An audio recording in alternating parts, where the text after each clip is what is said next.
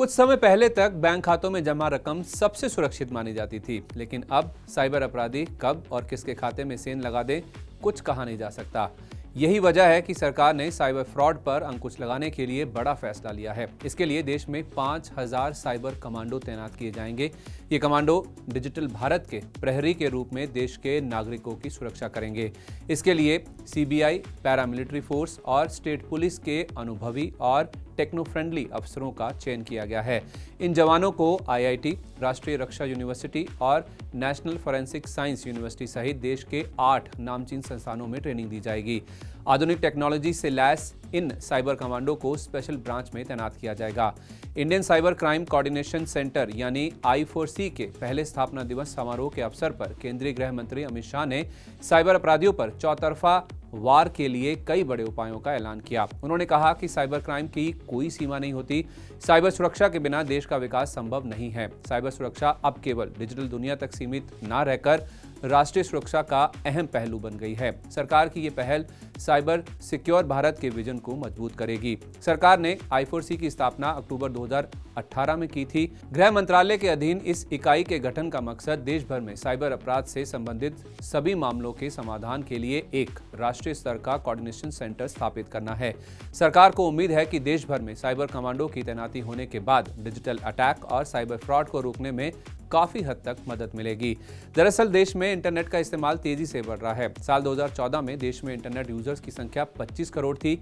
मार्च 2024 में यह आंकड़ा 95 करोड़ पर पहुंच गया। दुनिया के 46% डिजिटल ट्रांजैक्शन भारत में हो रहे हैं। National payments corporation of India यानी NPCI के डेटा के अनुसार देश में अगस्त में यूपीआई ट्रांजैक्शन 3% बढ़कर 14.96 अरब पर पहुंच गए।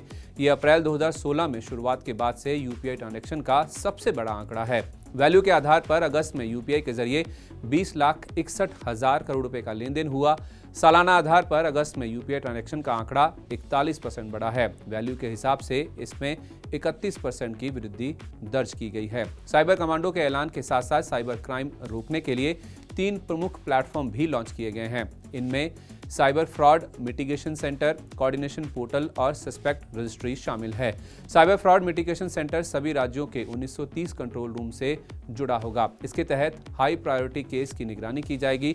कोऑर्डिनेशन पोर्टल साइबर अपराधों में इस्तेमाल होने वाले फर्जी कार्ड और बैंक अकाउंट से जुड़े क्राइम की जांच में सहयोग का काम करेगा। इस प्लेटफॉर्म के जरिए एजेंसियां CCTV फुटेज मांगने की रिक्वेस्ट भी भेज सकेंगी। ये प्लेटफॉर्म तकनीकी और कानूनी मदद भी मुहैया करवाएगा।